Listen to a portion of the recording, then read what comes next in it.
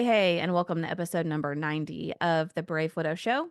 Today, I have a special guest, Erin, who shares her story with us on the show today. And she talks about some topics, which is how important it is for the people around us to help.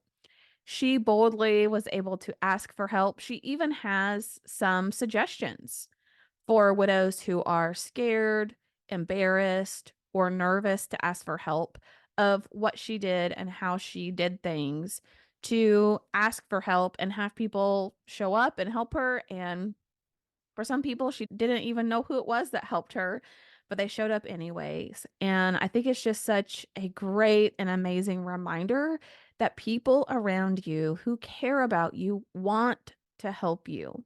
And as widows, we are often so not great at accepting help. And especially, we're not very adept at asking for help. So I think you're really going to like Erin's story and what she has to say on getting help from others. All right, let's dive in. Welcome to the Brave Widow Show, where we help widows find hope, heal their heart, and dream again for the future. I'm your host, Emily Tanner. After losing my husband of 20 years, I didn't know how I could ever experience true joy and excitement again for the future.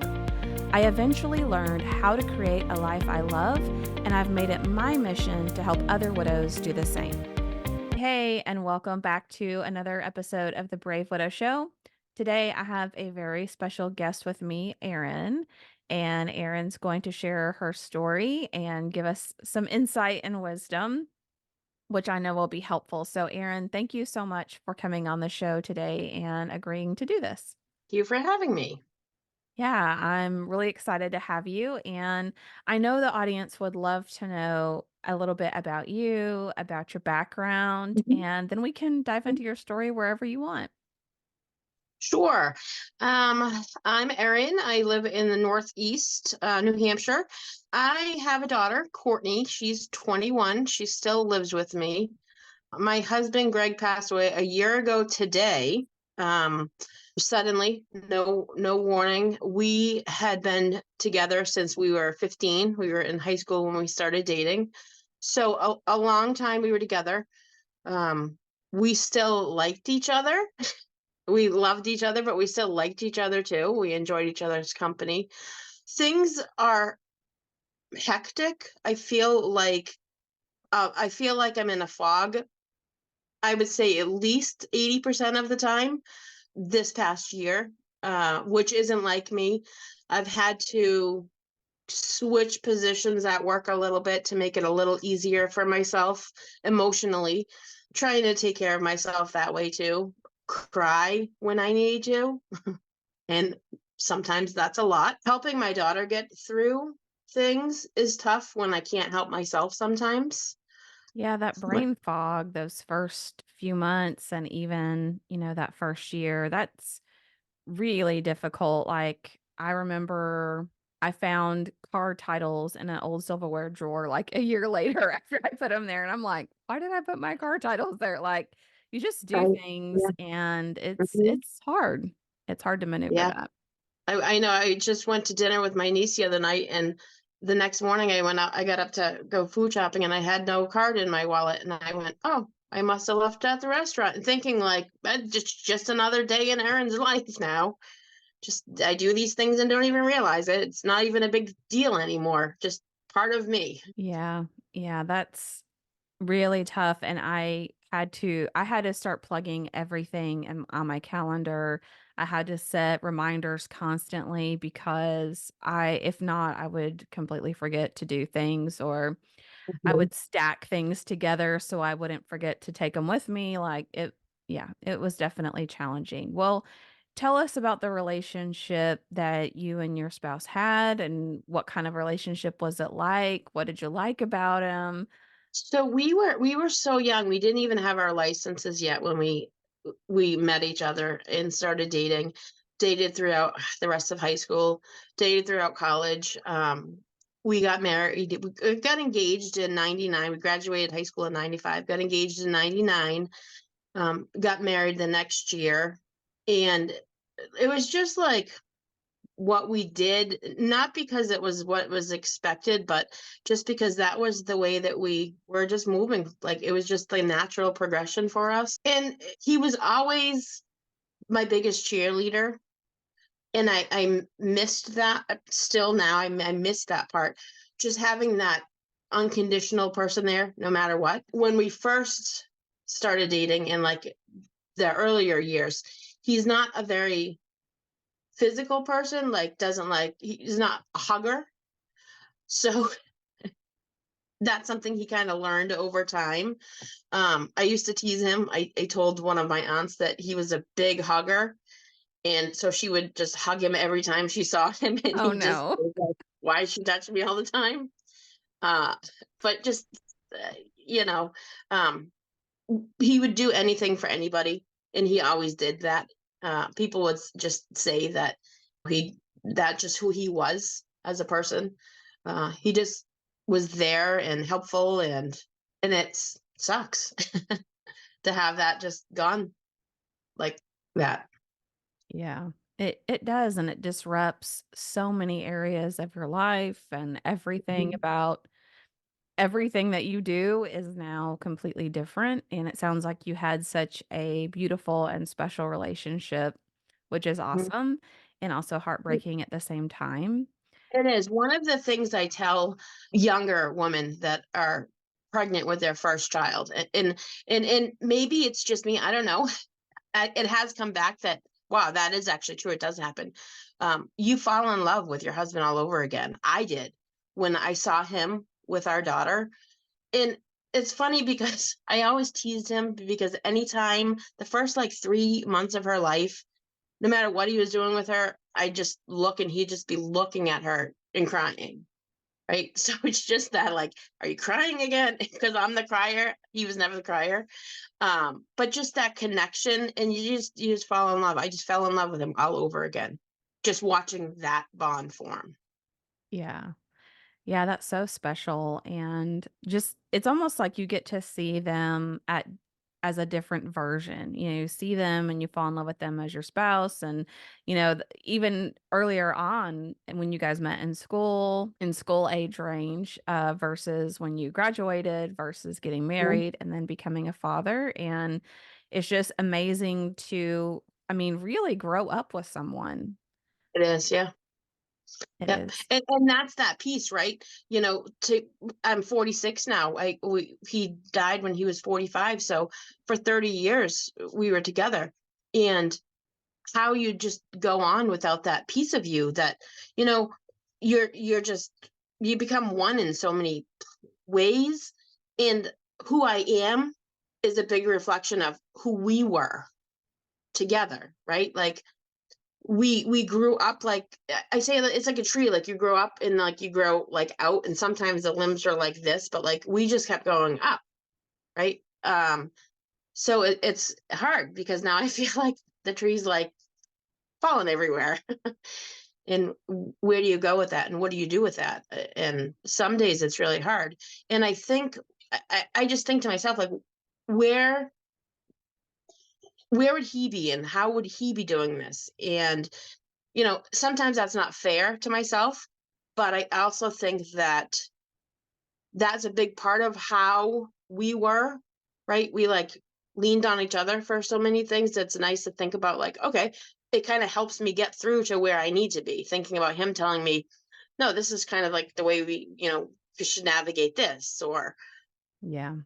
I mean, people say, "Oh, my other half," or that two people really become one, and that's truly how it is. I mean, especially if you're thinking about 20 plus years together or more than half of your life at different points, that's a big piece of your life. And then all of a sudden there's that hole because your identity has become so much of what you both wanted to do and goals that you both had and things that you both like to do together, and you have to figure out, well, who am I now, and do I still want to do this, and do I like doing this on my own?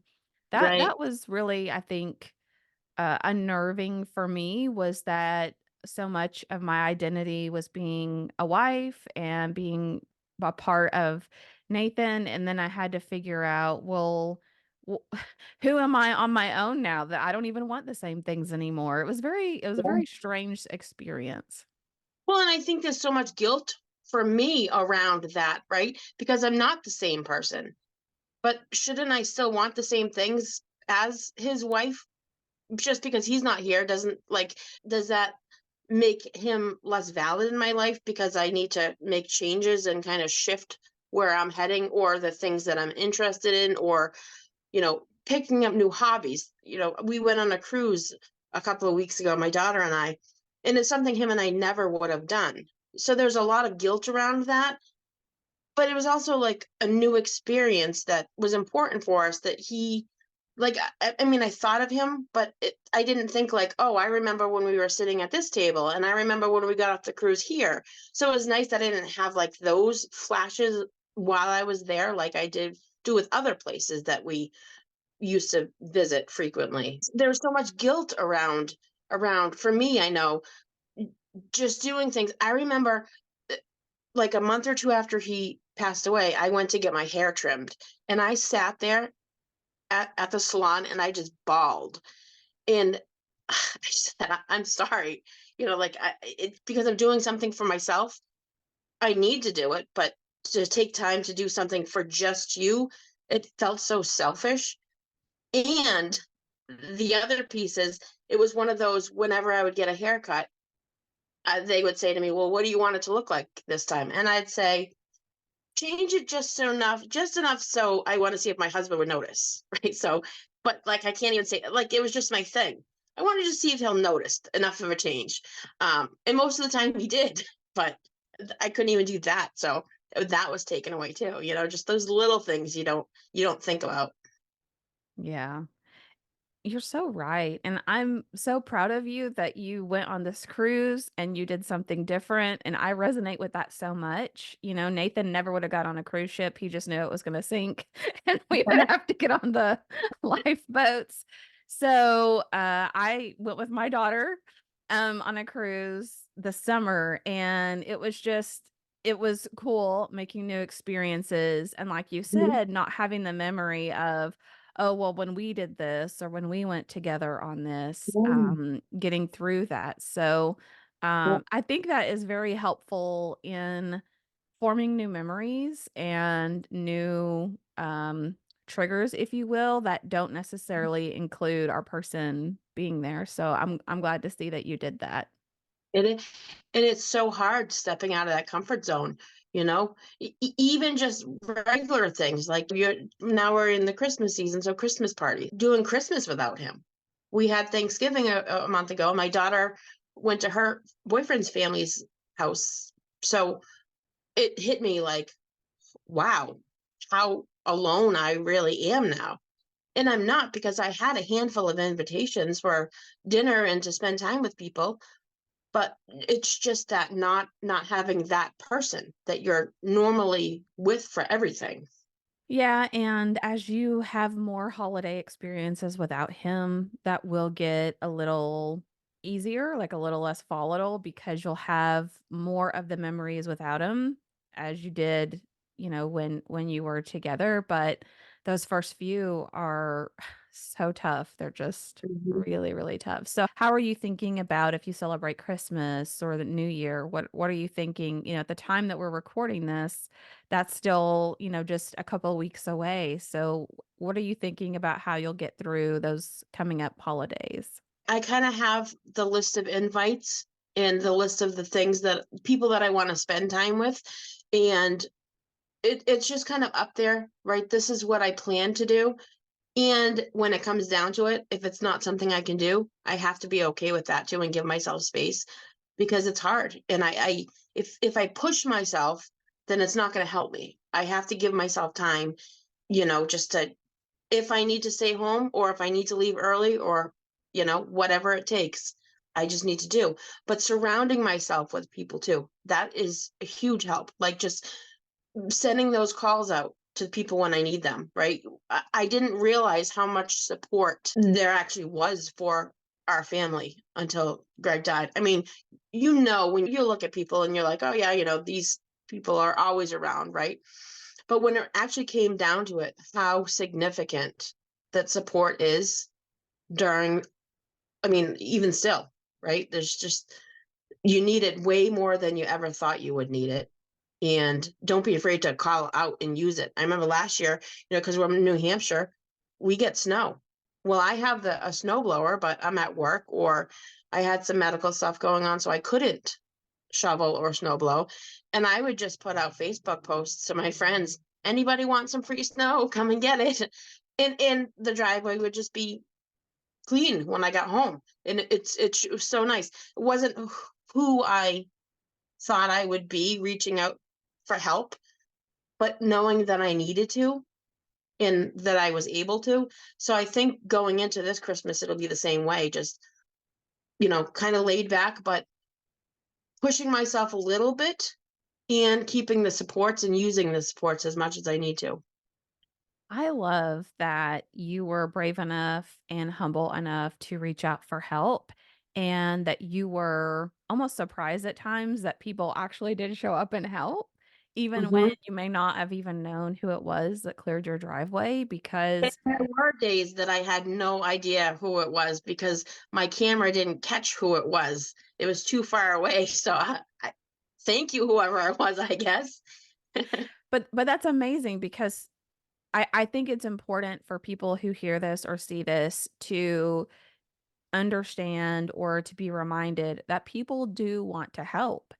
And they just a lot of times don't know what to do to help, don't Right, wanna be pushy, don't wanna step on toes, and right. so they're waiting in the wings for you to tell them what you need help with, but a For lot of sure. widows really struggle with that and really struggle with feeling okay with asking for help, so I'm so glad that you are brave enough to do it and to recognize that you can't do it on your own, it is a lot. It sure is. And you Well, have to humble yourself. That's just, I mean, it's just life. What would he want? He would want, and who would he be? He would be the first person out there helping somebody. I saw him do it over the years.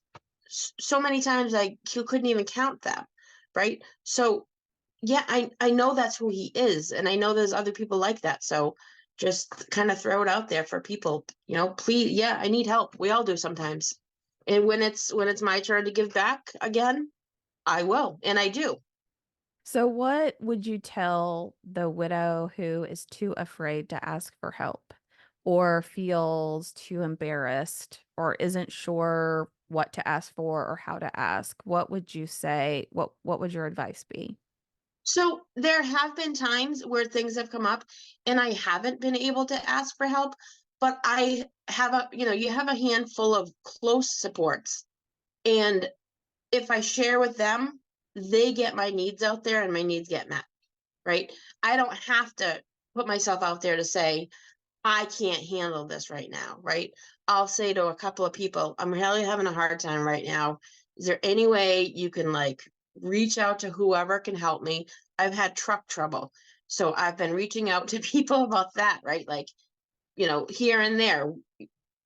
And it's a little less intimidating than just throwing yourself out there for the world to see, right? Please help me. And you feel weak and you feel like I should be able to do this. Why can't I do this? But be gentle to yourself. That's the other piece. We're too hard on ourselves sometimes, especially going through this. Like, this is not fun navigating. There's no book that tells you how you're processing everything the right way or the wrong way. It's just for me, I know it's just I'm winging it day to day. Some days I get up and I can go to work and work 12 hours and go food shopping and go to the gym. And then other days I can't even get in the shower. And it's okay. They're both okay. I just have to keep trying. Every day I got to get up and start again, and you know, it gets easier I think with time. Yeah, and I love that you leaned on close friends or people that you felt like you could trust to go and find someone who could help you. Mhm. I know I have a friend, a couple of them now, that they have such a wide network of people that they know, and Yes. so when I come across, like, the leaky faucet or Something where I'm like, Yes. am I doing this right? I have no idea. I don't really have the energy to YouTube this and try to figure it out. I'm texting that person like, "Hey, do you know somebody who can do this or who can do that?" Yes. And I don't even have to say, "Oh, I'm struggling. I need help. Feel sorry for me. Mhm. Send someone over." I can just say, "Hey, I need Yeah. help with this. Who do you know? Who can you send me Right. to? Right. Or who can you recruit?" And that is very helpful not only for you as a widow, but it makes your friend feel really good because they feel like they're Yeah. helping you too by finding somebody who Yes. can help you. Yes. Yeah. And really, doesn't it make you happy to help anybody? Honestly, like as people, I think we're helpers anyways. So I know that I feel good when I help somebody. So it's nice to see like people do come out of the woodwork and are there and help. And I hope it gives them that, that pat on the back that they deserve for helping out people when they need it. Yeah, you're right, and I've heard people say things like, "Oh, don't rob somebody of their blessing because they wanna help you and, they get to be blessed by how good that feels or karma or whatever you wanna call that, in the future. Don't rob someone of an opportunity to feel good about being able to contribute and to help because you're right, for the majority of us, we wanna help, we wanna feel useful, we wanna feel like we made a difference in someone's life, no matter how big or how small that is. And I think back to, a year ago today when I first got the call. I mean, there are people in and out of my house all week. I don't even know who was here. I was in such a fog. But I never expected so many people in and out of the house. I mean, there was toilet paper for 2 months and paper towels and drinks and food, and the chimney was like my flue for my wood stove was being cleaned and the wood was being brought in, and like all of these things were just happening because people just came in and they were just doing it, right? All of these things that I was grateful because I didn't even have to think about it after. Right? And then it does make you think like, yeah, people are good. People are going to help and use it. Don't be afraid to use it. That's what it's there for. That's what the people are there for. I love so much that you just had people, like, just show up and start doing stuff. They didn't ask what you needed. They didn't say, "Oh, if you need anything, let me know." Like, they just So showed up in force and they just sure started did. getting stuff done. That's They amazing. sure did. And they haven't gone away, right? They stay by. They'll stop by and they still do these things. And that's what keeps you going too, right? Don't I'm so glad I didn't seclude myself because it's easy to want to do that, but it's the worst thing. I know for me it's the worst thing I could have done. I need people more than I ever did before. Yeah, I'm definitely guilty of that. I just wanted to be alone, which, with 3 kids still at home, you're not really much alone at home, but I didn't want anybody in the house, I didn't want anybody doing anything, and it would have been much less stressful in certain ways if I would have let people help more and show up more, and I just have to give a special shout out to the people who care about you that just relentlessly kept showing up and over this past year have kept showing up because that to me is the most priceless gift that you can give a widow is to not give up. If they don't thank you, to not get discouraged, but just keep showing up. And so that is awesome. Yes, for sure. And I count my blessings for sure. Yeah. Yeah. So I know people will be curious to know how you lost your person, and I know you said a year ago that you got a call. Do you mind to share some of that and what that was like? So Greg and I had a great long weekend in December last year. We stayed in Boston on Thursday night. We saw a show down there at one of the theaters. Friday we spent all day together. Saturday the family put up a tree. We went to his company party on Saturday night. Sunday was a chill day. It was just like one of the best weekends we had had in a long time. We spent like the whole thing together. Monday morning he went to work, and I got a message from his coworker that I needed to call him ASAP. And it was, not even 7:45, not even yet. And so then the phone, my Facebook Messenger video starts going off the phone, and I, jumped out of bed and hello, and he said, "You need to get here. Greg collapsed." So I said, "Oh," my first initial reaction was, "You're messing with me." And he said, "I'm not messing with you, Erin. You need to get here." So, you know, but okay. I got my daughter up and I said, "Something happened to daddy at work. I'm going to go, probably meet him at the hospital. Do you want to come?" She said, "No." All right. Jump in the car. I called my parents. I called a friend of mine. And my parents were down in Myrtle Beach at the time, but I called my friend and I said, "Meet me at the hospital." It's about 45 minutes away. On the way there, uh, I got a text from his coworker that he was waiting at the front door for me. So I said, "Okay, at the hospital?" And he said, "No, at the factory." And this was, I don't know, like 45 minutes later. Um, so I knew at that point that he was likely gone because there was no other information, but he was waiting at the door for me, right? So I get a phone call from a number I didn't recognize, and I answered it, and it was Sergeant something from Stratford Police. And he said, "Is this Mrs. Butler?" I said, "Yes." And he said, "Are you driving right now?" And I said, "Yes." And he said, "Okay, I'm going to need you to pull over." And I said, "No, I don't want to." And he said, "No, I really need you to pull over right now." And I pulled over, and he told me that it's not the way this usually happens because the family doesn't usually get notified ahead of time, but that he had to tell me that Greg had passed. So at that point, there was nothing I could do. So he told me just to come home, and I had to, I texted my friend who was meeting me at the hospital. My sister was already at the hospital, and I had texted my friend and I said, "Meet me at my house." And she called me and she said, "Why do you want me to meet you at your house?" And I said, "I need you to meet me at my house." And she said, "Why?" And I said, "I just need you to meet me at my house." And she said, "You need to say it, Erin." And I said, "He died." And I had to text my sister. So everybody met at my house. One of the hardest things that day was coming home and having to go tell my daughter that her dad died.